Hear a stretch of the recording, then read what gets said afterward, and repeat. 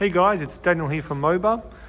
So a lot of our customers are asking how to install our dual receiving system on a skid steer with front mounted blade, which is becoming quite popular in the market.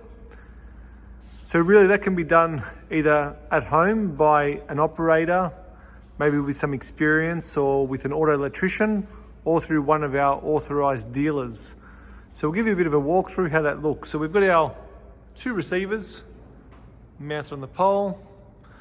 They both go down to a junction box. It's marked sensor 1 and sensor 2, and that runs down to our breakaway box. And the breakaway box is designed specifically for a skid steer so that you can quickly disconnect the electronics, disconnect the hydraulics, and then the blade's detached from the skid steer. The system allows you to either mount the screen inside the cabin, as you can see there, or out on the blade. We prefer inside the cabin as it allows us to offset our millimeter position for our receiver. So here the cables run inside the arm, they feed up. You'll see them here. They go down inside the engine compartment, and they go underneath the cabin, inside, running down to our control panel. So quite simple to run the cords. The hardest thing obviously is getting those cables inside the cabin, which can be quite tricky on small machines, but normally there's a way. We'll now go inside the cabin and we can see how our control panel works. So here we are in the cabin with our control panel. So we've got some defined keys: on-off key, enter key, menu key, our direct hydraulic or blade movement keys, which can be integrated into a third-party joystick, or in this case, our factory-fitted buttons from the CAT joystick. So that's these ones here, which we'll go through a little bit later.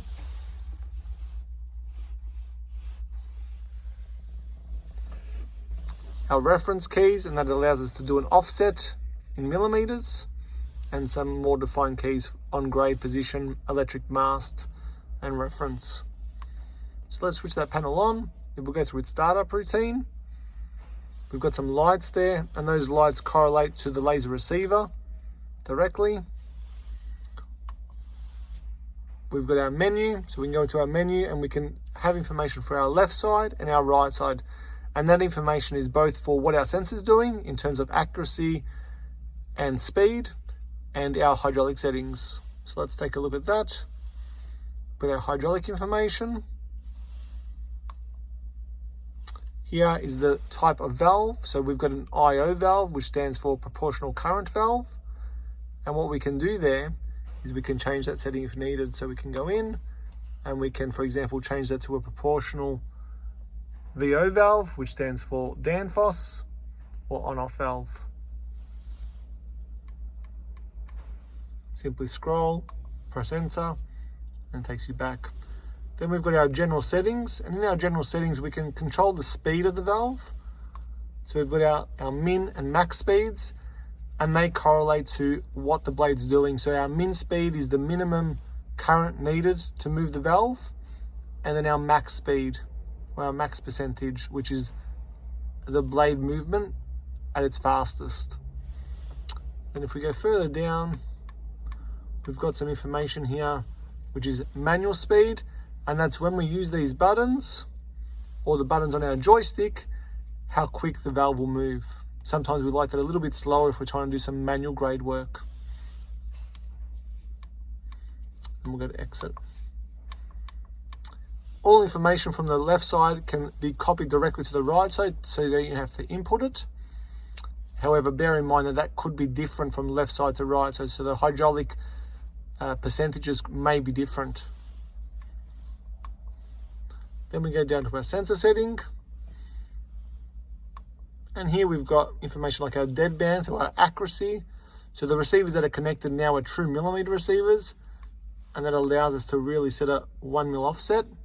And if we're doing some coarse grade work, we can open that right up to whatever's needed.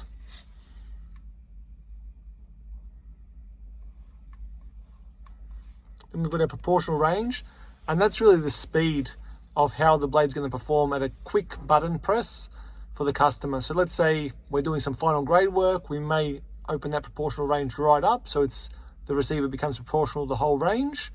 And if we're just trying to do some quick grade work, we can bring that proportional range down, hence making the blade operation faster. And there's some other settings here which are quite unique and needed to refer back to the user manual. Again, all information can be copied from the left side to the right side. Some quite handy features. If we go into our menu, we can go down to advanced settings. And here, for example, we can lock our keys. So let's say we want to go into advanced settings. We might want to lock our auto manual button. Unlock, lock. So now if we go out and we press the button here, both sides will go from auto to manual. Similarly, we can lock our reference keys, so everything is matched. I mentioned earlier you can use skid steer buttons that are factory fitted, or our joystick, which we manufacture locally. So here, that's simply selected by going up and down.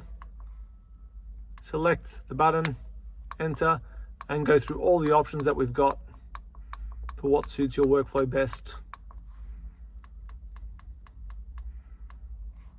And that's it, guys. That's a quick overview of our control panel. Again, the system comes with a very informative user manual, so you can always refer to that and go through all. Thanks.